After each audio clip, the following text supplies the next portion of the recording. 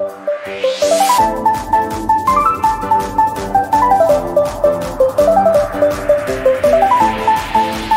Saudari, kami mempermudah Engkau Tuhan di setiap sesi hidup kami. Kami memerlukan Engkau Tuhan di setiap segi-segi kehidupan kami. Kami butuhkan Engkau Tuhan, pertolongan-Mu, kasih-Mu, dan penyertaan pemeliharaan Tuhan. Itulah yang kami perlu di setiap langkah kami. Dan pagi hari ini Tuhan, firman-Mu Tuhan, biarlah menuntun jalan kami. Firman-Mu menjadi terang bagi jalan kami dan pelita bagi kaki kami Tuhan. Menuntun setiap langkah-langkah dan jalan-jalan kami, supaya kami hidup berkenan kepada-Mu ya Bapa. Kami menyerahkan waktu pemberitaan firman Tuhan ini. Biarlah Roh-Mu yang kudus ya Tuhan menerangi kami, memenuhi kami, memberikan kami hikmat dan pengertian. Tuhan, berbicaralah kepada kami. Berbicaralah ya Tuhan kepada setiap hati, setiap pribadi. Kami siap mendengar Engkau. Di dalam nama Tuhan Yesus kami berdoa. Haleluya. Amin. Silakan duduk. Selamat pagi. Salam. Puji nama Tuhan. Bapak Ibu Saudara dikasihi Tuhan, hari ini seperti saya sudah sampaikan, judul khotbah saya Tuhan melihat. Ya, kita akan melihat bersama-sama. Mari kita membaca dalam kitab Kejadian pasal 16 ayat yang ke-7 sampai ayat yang ke-11. Ya, Kejadian 16 ayat 7 sampai ayat 11. Saya akan bacakan untuk kita. Mari kita menyimaknya masing-masing dengan Alkitabnya. Demikian firman Tuhan.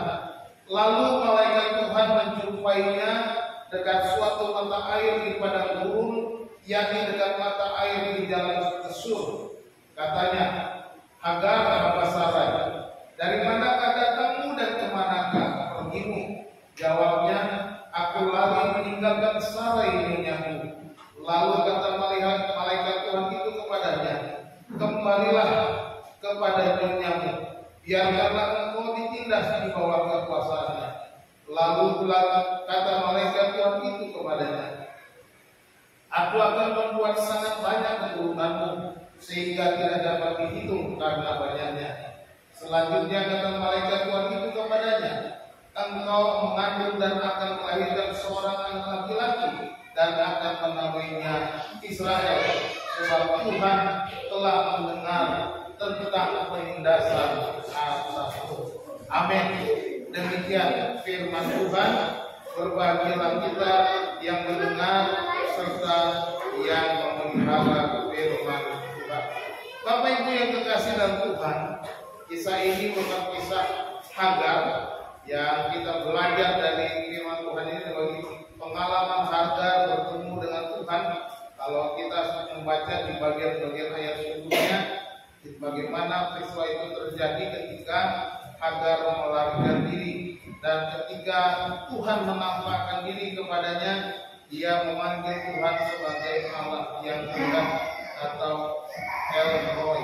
Kalau kita membaca di dalam kitab Kejadian ini, di dalam ayat yang ke-13 Hagar berkata, kemudian Hagar menamakan Tuhan yang telah berfirman kepadanya itu dengan sebutan, engkaulah El Roi, sebab katanya, bukankah ini melihat dia yang telah melihat aku.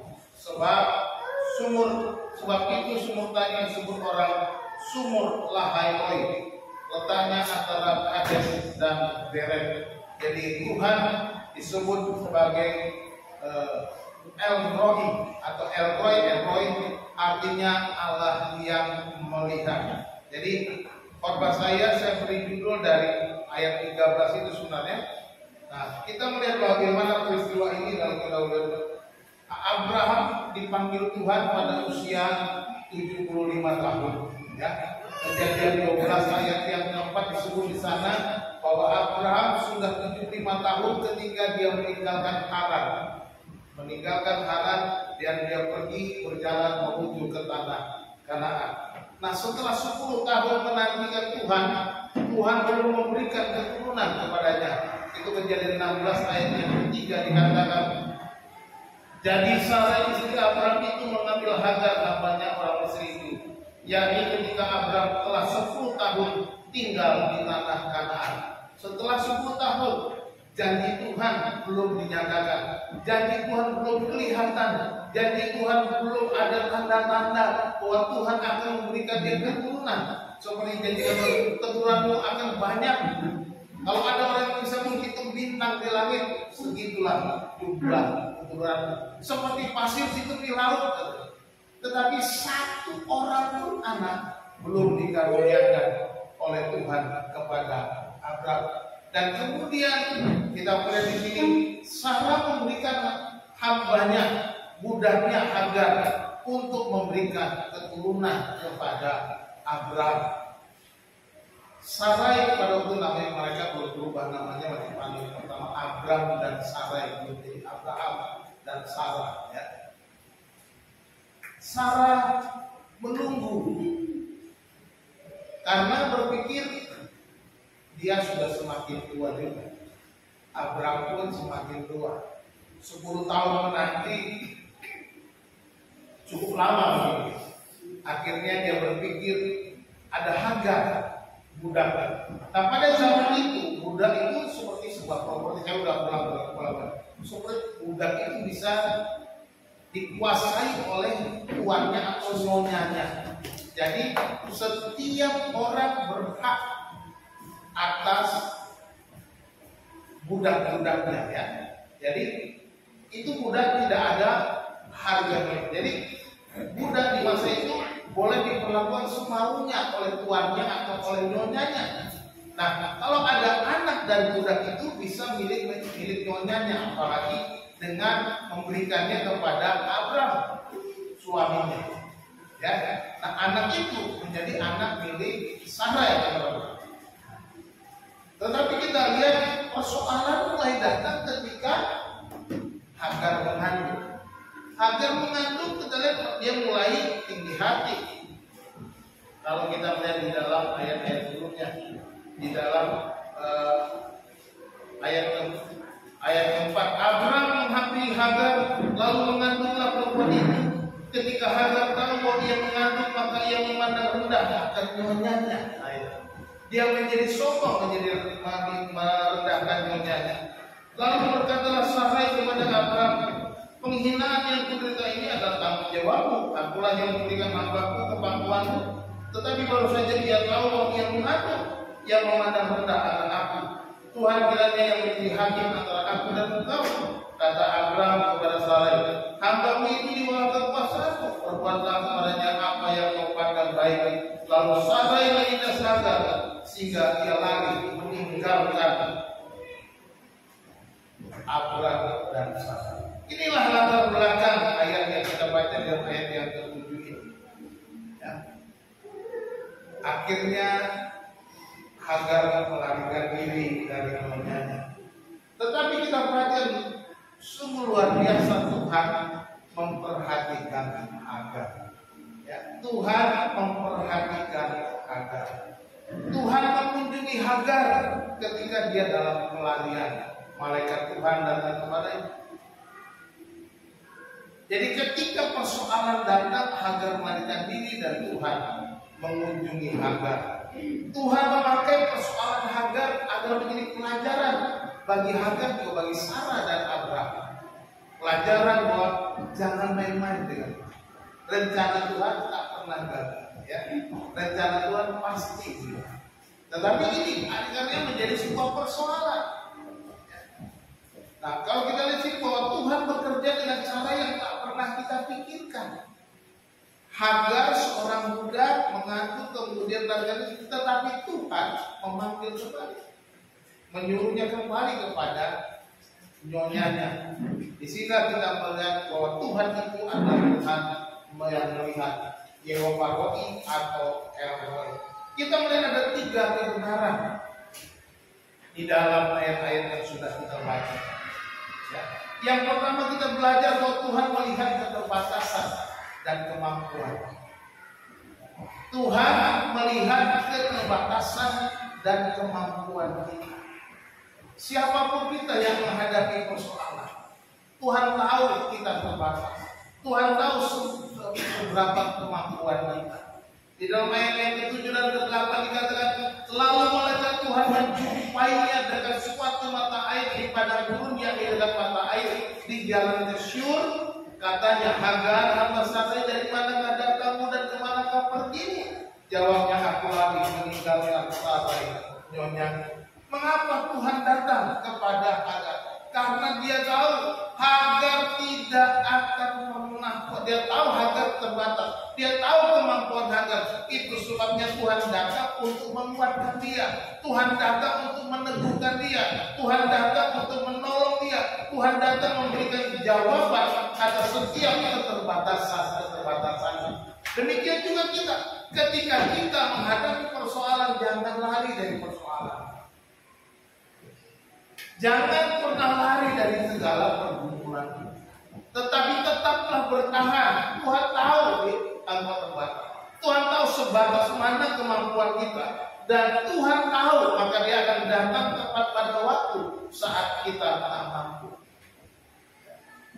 Saat kita sudah tak mampu lagi, Dia akan datang tepat pada waktu. Dia mengerti kita. Dia tahu apa yang kita rasakan. Dia tahu keterbatasan kemampuan kita. Semuanya Dia mengerti. Oleh sebab itu, Bapak Ibu Saudara dikasih Tuhan, ketika kita menghadapi segala persoalan, jangan lari dari masalah, tetapi hadapi masalah, jalani masalah itu. Dan memang kita mungkin merasa sudah nggak kuat, berjalan itu, hadapi itu. Biarkan Tuhan bekerja. Biarkan Tuhan campur tangan. Biarkan Tuhan datang mengunjungi saudara. Biarkan Tuhan datang memberikan kekuatan dan penyegaran kepada saudara. Karena Dia tahu engkau terbatas. Dia tahu engkau tidak mampu. Dia akan datang tepat pada waktu. Seperti digambarkan di dalam Ulangan 32. Seperti Raja Saul yang menggoyang-bangkitkan isi sarangnya, menggoyang sehingga anak-anaknya keluar dari isi sarang, terjatuh dari sarang yang tinggi di atas bukit. Kemudian anak itu belajar terbang. Anak itu kesusahan, kepayahan, dia tahu anak ini terbatas. Anak itu burungnya itu, elang itu terbang di atas anak-anaknya dan melihat nilai keterbatasan itu, dan saat yang tepat ketika anaknya itu sudah tidak mampu dan kepayahan, dia menampungnya di atas tempat, membawanya kembali ke sarang dan melempatkannya di sana. Beristirahat dan nanti siap-siap latihan lagi. Jadi kadang-kadang kita harus mengerti bahwa persoalan diberikan Tuhan untuk melatih kita, persoalan diberikan Tuhan untuk mengajar kita untuk terus menaikkan level iman kita. Tuhan akan datang tepat waktu. Tuhan akan membiarkan kita ketika kita tidak mampu. Perhatikan Hagar. Siapa dia? Hagar hanya seorang budak dari Sarai, budak dari Abraham. Dia hanya seorang budak. Dia tidak ada apa-apanya, tetapi Tuhan perhatikan kenapa? Dia ada hubungannya dengan Abraham. Dia punya masalah dengan Abraham, maka Tuhan menjaga Hagar. Kita sekarang sebagai orang-orang percaya dikatakan kita adalah anak-anak Abraham. Amin. Kalau kita ada hubungan dengan Abraham, maka Tuhan juga punya rencana menjaga kita. Beberapa hari yang lalu saya memberikan renungan dalam Tiamat 3:26 ini. Karena kita milik Kristus, kita juga adalah keturunan anak-anak Abraham dan berhak menerima janji-janji. Kita berhak menerima janji-janji Abraham, janji-janji Allah kepada Abraham. Kalau kita punya hubungan dengan Allah, Tuhan melihat apa yang tidak ada. Tuhan melihat keterbatasanmu. Tuhan melihat kemampuanmu. Dia tahu sebatas apa kemampuanmu. Dia tahu sebesar apa kemampuanmu. Dia mengerti itu. Dia tidak akan pernah membiarkan kita berjalan sendirian. Amin. Dia tidak pernah membiarkan kita berjalan seorang diri. Apalagi sekarang kita memiliki Kristus Yesus, Sang Immanuel, yang menyertai kita, yang bersama-sama dengan kita, yang tinggal di dalam kita dengan Roh-Nya yang kudus itu. Bukankah kita lebih daripada Hagar? Bukankah kita lebih daripada budak dari Mesir itu? Kita sama seperti gambarannya. Hagar budak dari Mesir, lambat, dosa, hidup lama. Sekarang juga kita juga sudah meninggalkan Mesir, yaitu dosa, hidup lama. Sekarang kita sama. Sekarang kita menjadi keturunan Abraham, dan kita pasti diperhatikan. Tuhan melihat kalau kau tidak mampu, Tuhan melihat kau terbatas, Tuhan melihat bahwa engkau memerlukan Dia, dan Tuhan akan datang tepat pada waktunya, memberikan jawaban, memberikan pertolongan, memberikan jalan keluar dan atas persoalan-persoalan itu. Jangan pernah gentar, jangan pernah lari. Seperti kira-kira kata Daud, dia tidak takut, sebab Tuhan adalah gunung batunya, benteng kehidupannya. Dia tidak takut. Kepada siapakah aku harus takut? Kepada siapakah harus gemetar? Sebab Tuhan dijadikan kekuatan. Tuhan itu kekuatan, benteng dan semuanya yang menjadi pelindung daripada kehidupan Daud. Tidak perlu kita takut apapun persoalan, karena kita memiliki Tuhan yang maha besar. Amin. Tuhan kita melihat keterbatasan. Saat kita lemah, saat kita tidak berdaya, ya mungkin kita menangis, kita mencurahkan isi hati kita, kita bertekan, curahkan semuanya kepada Tuhan, dan Tuhan tahu saat ini Tuhan benar. Seperti nyanyian kita 2 kali dinyanyikan. Tuhan tahu persoalan, Tuhan tahu kemampuan, dan Dia melihatnya. Makanya Dia datang kepada Hagar. Tak dibiarkannya Hagar, seorang budak dari Mesir, untuk melarikan diri, untuk menanggung semua penindasan masalah, tetapi Tuhan menunggu. Apalagi kita kesayangannya. Tuhan pelihara, Tuhan. Amin. Yang kedua, Tuhan melihat kesulitan masalah kita.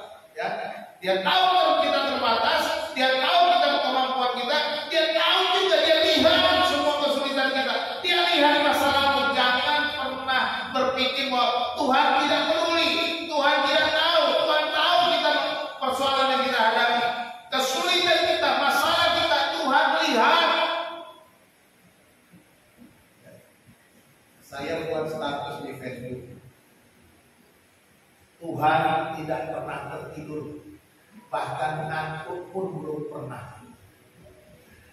Ada yang komen, emang Bapak pernah lihat Tuhan? Begitu. Ada yang komen begitu. Saya kasih aja ayatnya, ya kan? Kasih ayat. Oh, Tuhan tak pernah berdiri. Tuhan tidak pernah terlelap, tidak pernah tertidur. Dia tahu kesulitan kita, Dia tahu masalah kita, bukan hanya keterbatasan kita. Dia tahu berapa besar masalahmu, Dia tahu berapa besar kesulitanmu, Dia tahu berapa berat yang kau alami, Dia tahu betapa beratnya yang kita alami. Dan setiap kesulitan dan masalah, seberapa besar itu Dia tahu. Jadi jangan pernah berpikir, wah, kok Tuhan kasih saya berat banget. Dia tahu. Kalau memang itu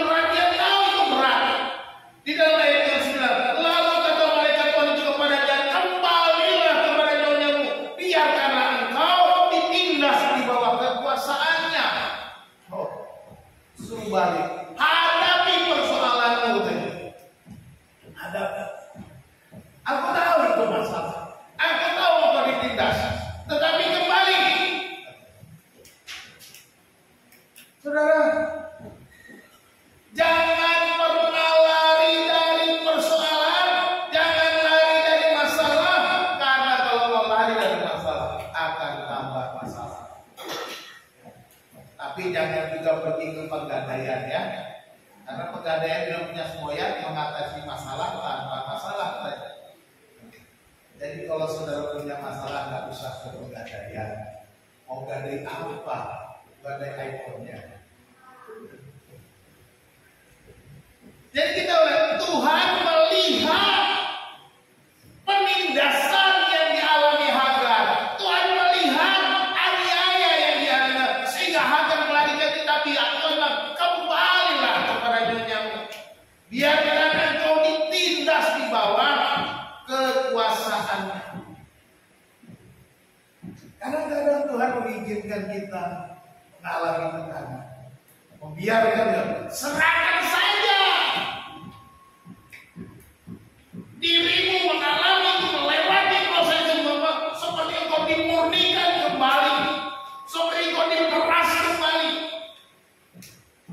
Saya waktu kuliah menyusun skripsi, pembimbing skripsi saya masih anget-angetnya baru lulus doktor dari Amerika. Dia bilang, saya akan membimbing kalian yang program S1 akan saya bimbing seperti membimbing S2. Yang S2 akan bimbing seperti program doktor S3. Saya akan peras kalian. Bayangkan, saya akan peras kalian supaya kalian tuh menghasilkan sari pati yang terbaik. Baik. Ancamnya. Jadi perasaannya betul-betul ditekan. Bagaimana kita itu dibuat susah. Memang dosen itu paling ditakuti pada waktu. Ya. Tapi puji Tuhan, di tengah-tengah kesulitan itu, kita semakin bekerja, semakin berpikir, semakin berusaha, semakin mencari bagaimana supaya bisa menyelesaikan skripsi. Puji Tuhan, skripsi saya selesai.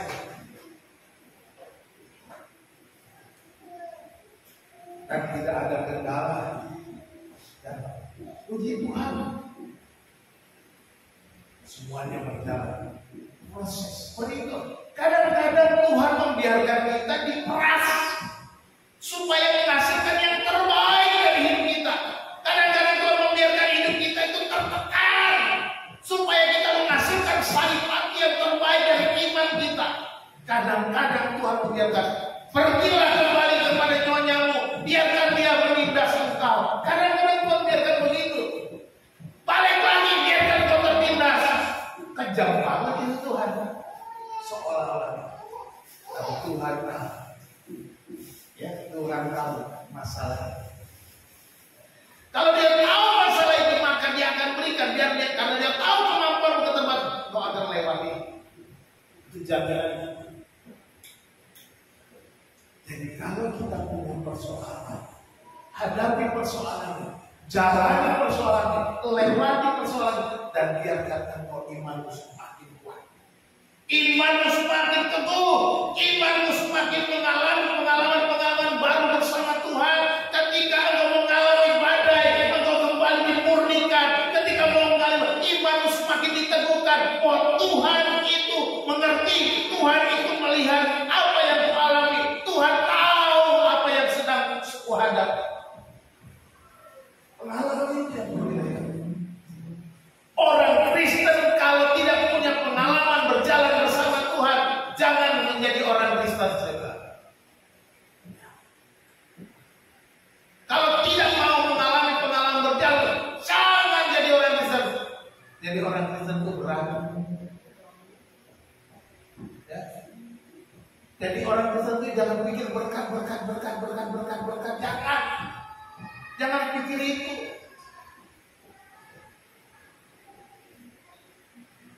Jangan pikir itu.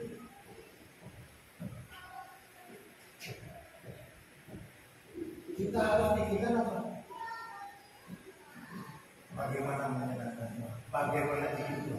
Bagaimana berjalan bersama Tuhan? Bagaimana kita bergantung penuh pada di dalam setiap persoalan kita? Soal berkat itu nomor sekian. Saya selalu bilang berkat itu nggak usah dicari.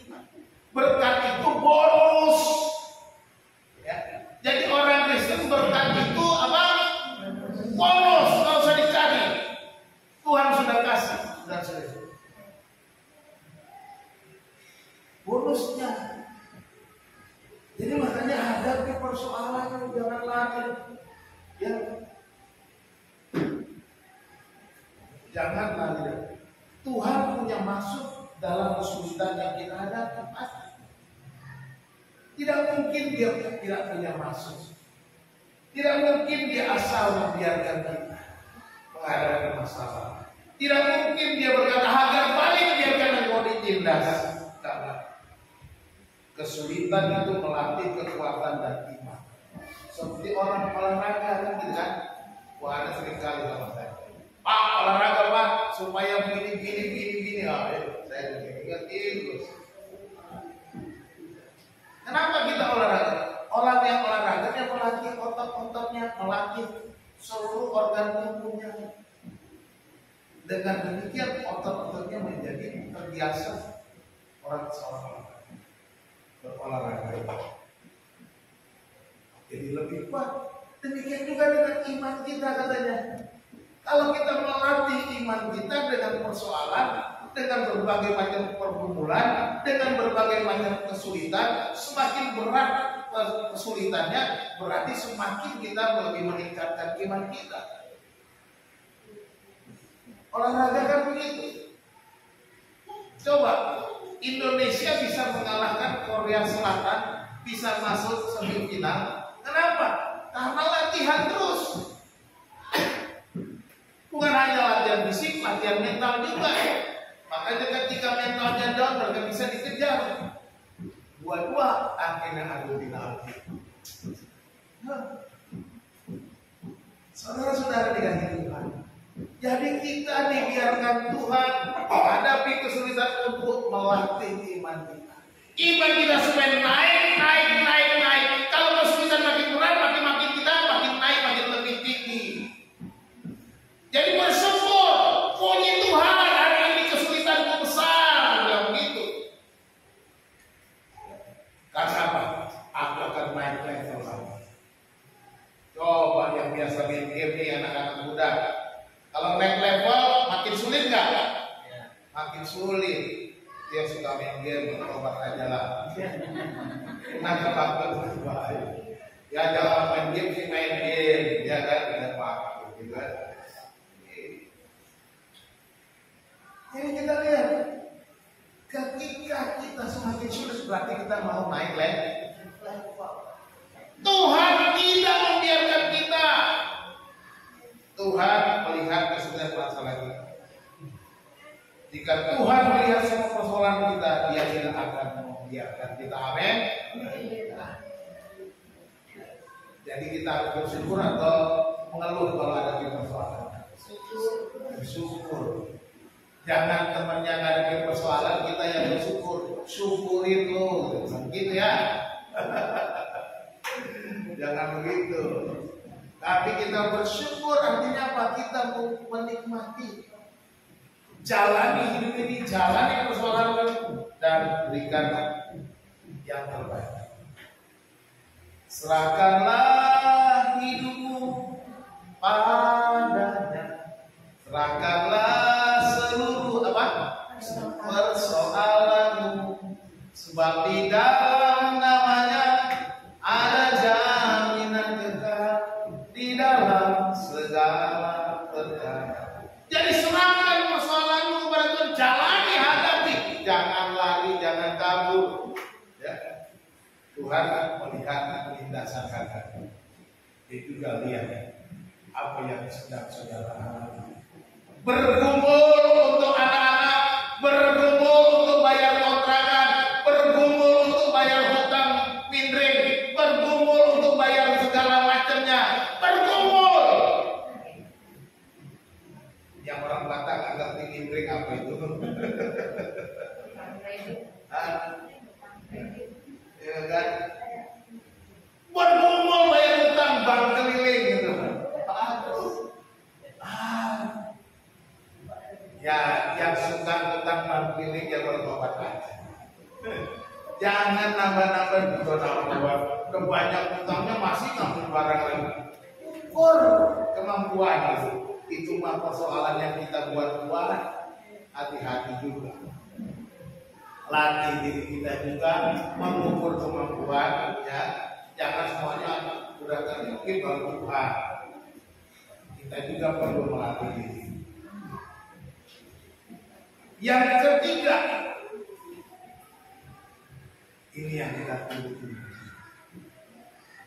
Tuhan melihat masa depan. Amin. Haleluya. Dia tidak hanya tahu kita terbatas, kemampuan kita sebesar apa. Dia tidak hanya tahu bahwa dia melihat bahwa ada persoalan, ada masalah yang kita hadapi, tetapi dia tahu, dia melihat masa depanmu, apa yang terjadi di masa depan, apa yang terjadi di hari yang akan datang. Dia sudah ada dalam rencananya. Perhatikan di dalam ayat ini. Di dalam ayat 10 kata, lalu kata malaikat Tuhan itu kepadanya, aku akan membuat sangat banyak keturunanmu sehingga tidak dapat dihitung karena banyaknya.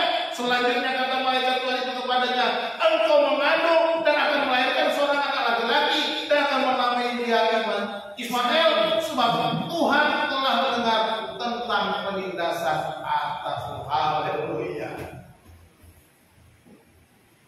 Ya. Tuhan memberikan masa depan bagi Anda.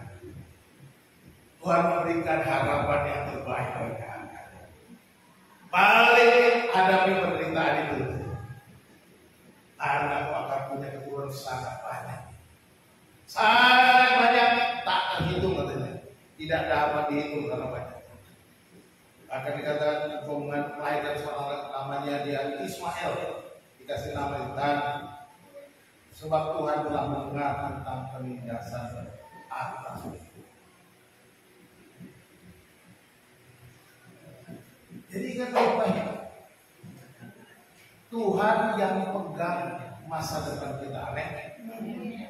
Tuhan yang pegang apa yang akan terjadi di hari esok. Kita tidak tahu. Ku tak tahu kan hari esok, namun langkahku tetap, amin. Kita tetap berjalan karena kita percaya Tuhan tahu hari esok.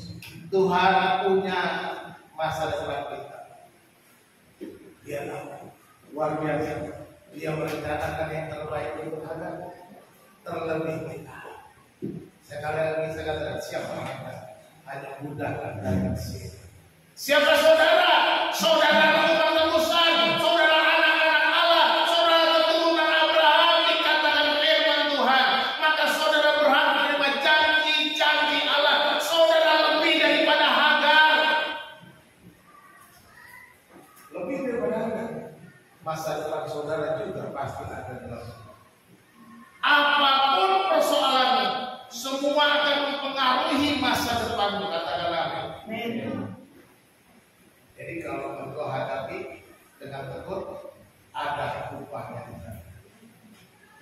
Kalau melari, ya jangan harap apa-apa. Om gagal, tapi kita harus hadapi. Ketika hidup menurut kehendak Tuhan, maka masa depanmu mendatangkan kebaikan. Dari mana kita mau hidup ikut kehendak Tuhan? Atau hidup menurut mau kita sendiri. Tuhan, aku tak mau seperti itu. Aku tak mau kuat, aku mau jalan sendiri.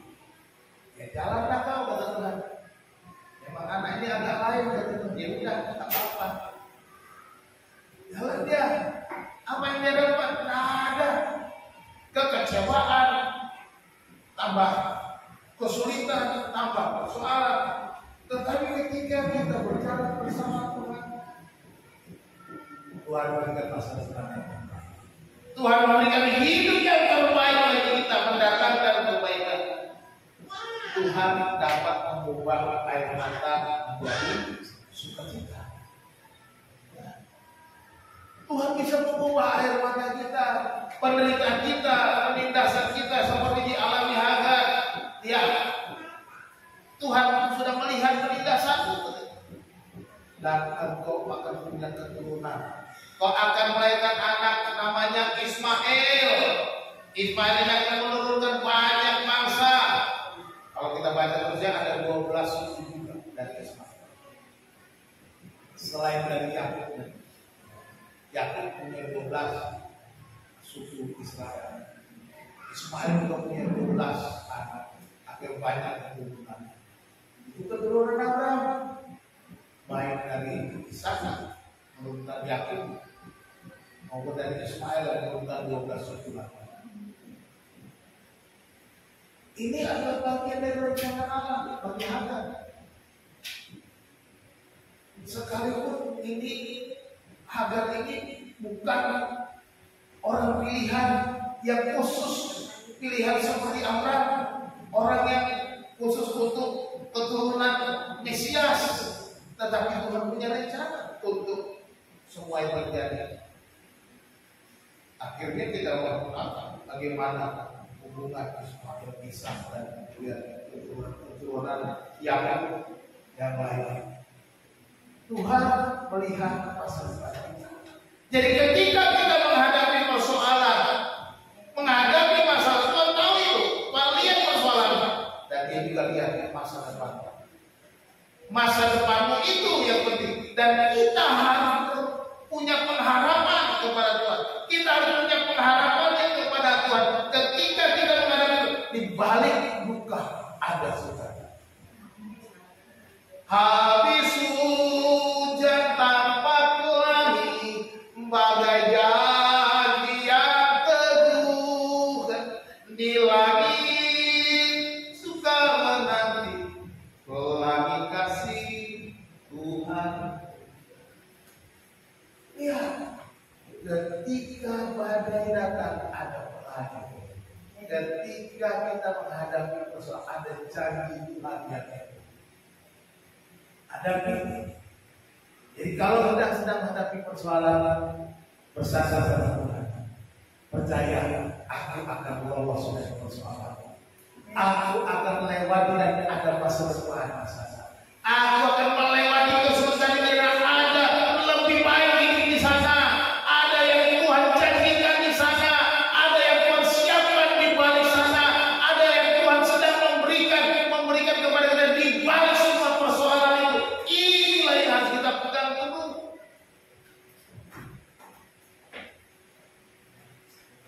Itulah yang namanya bonus selesai. Berkatnya sudah disiapkan. Bonus sudah disiapkan. Jadi kita harus hidup sebagai seorang beriman yang terus melatih iman dengan apa? Dengan berbagai kesulitan dan persoalan.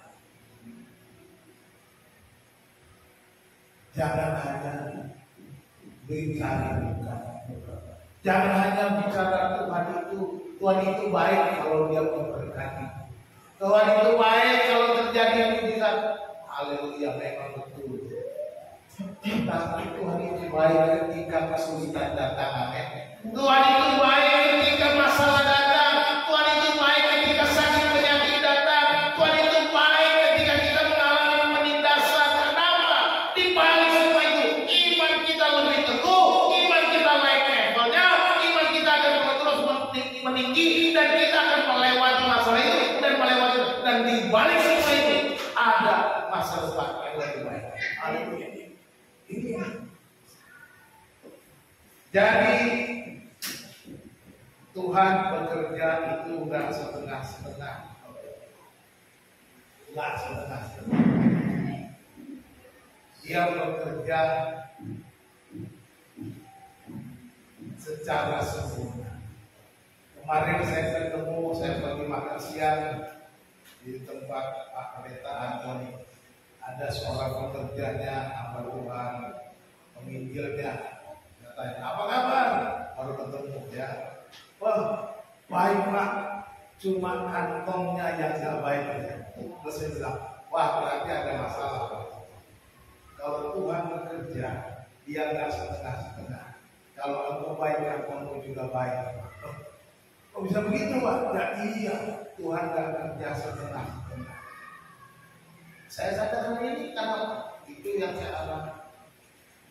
Kalau kita hidup di dalam Tuhan, Dia akan kerja setengah-setengah. Kalau engkau menghadapi persoalan itu baik-baik saja, maka semuanya pasti baik. Kalau asal dengan kantongmu ada masalah.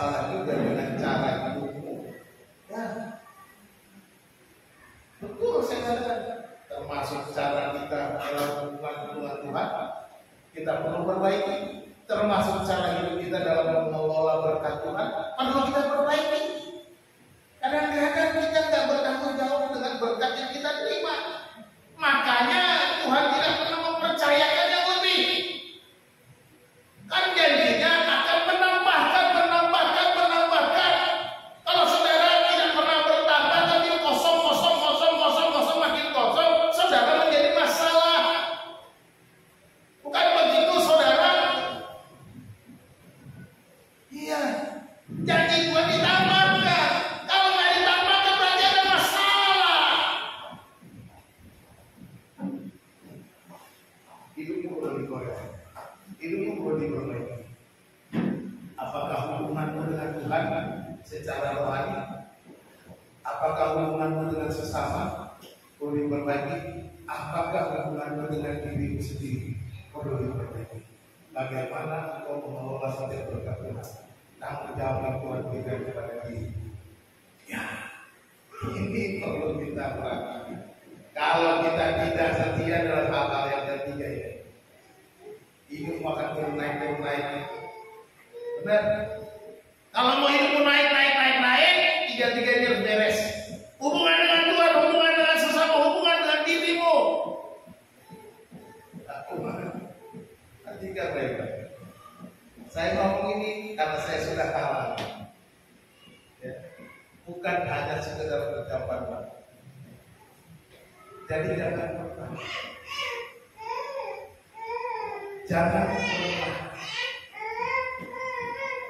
saudara meninggalkan persoalan yang saudara hadapi. Tuhan memperhatikan, Tuhan melihat kalau terbatas. Tuhan melihat besarnya masalah, beratnya masalah. Tuhan melihat masa. Kalau ini sudah dilihat Tuhan, apa yang kita lakukan? Apa yang kita persoalkan? Dia El-Roy, Tuhan yang melihat aku. Katakan tiap hari. Ketika kita jalan, Tuhan akan melihat aku. Tuhan melihat ini. Tuhan melihat suami, istri, anak-anak, kakak-kakak, orang tua. Tuhan melihat. Tuhan semua masalah. Jadi firman Tuhan dalam 1 Korintus 10:13 berkata, pencobaan yang kamu alami ialah pencobaan biasa yang tidak melebihi kekuatan manusia. Yang penting, di firman Tuhan katakan, bukan Pak Ferdinand, garis bawah ini, tidak melebihi kekuatan manusia. Saudara masih manusia, berarti tidak melebihi kekuatan saudara. Sebab Allah setia, Allah baik, setia, terjamin. Saya mau nama saya Satya dan Mas Satya, belum tentu juga setia seperti Tuhan, masih bisa gagal. Tapi saya mau katakan, Tuhan itu setia, dia tidak pernah gagal. Dan karena itu, Ia tidak akan membiarkan kamu dicobai melampaui kekuatanmu. Dia tahu kekuatan, dia tahu beratnya masalah, dia tidak akan biarkan atau dicobai melebihi. Pada waktu kamu dicoba, Dia akan memberikan kepada kita. Ketika dia tahu kita menghadapi terlalu berat, dia datang di sini. Dia berikan jalan. Karena dia tahu kita tidak mampu. Dia tahu persoalan itu berat. Dia datang di sana memberikan masa depan, memberikan jalan sehingga kamu dapat menanggung. Tidak dapat melewatinya, menghadapinya, dan kita menghadapi mendapatkan berkat-berkatnya, bonus-bonusnya, masa depan yang terbaik dalam hidup kita. Haleluya. Kalau saudara hidup pegang dari 1 Korintus 10:13 ini, saudara tenang. Kita simpulkan, Tuhan melihat. Tuhan melihat apa? Yang pertama, Tuhan melihat keterbatasan dan kemampuan. Ya. Masing-masing kita tentu berbeda kekuatannya. Level imannya juga mungkin beda-beda. Saya percaya beda-beda juga. Ya. Tapi itu Tuhan tahu seperti apa. Sudah di level berapa kita. Tak dibiarkan kita berjalan sendiri. Oleh sebab itu berserahlah kepada Tuhan yang Maha Kuat. Kita terbatas, kita tidak mampu. Dia Maha Kuat, Maha Mampu, Maha Kuasa. Berserah kepada Tuhan itu saja. Ketika kita sudah tidak mampu berserah kepada Tuhan. Yang kedua, Tuhan melihat kesulitan dan masalah kita.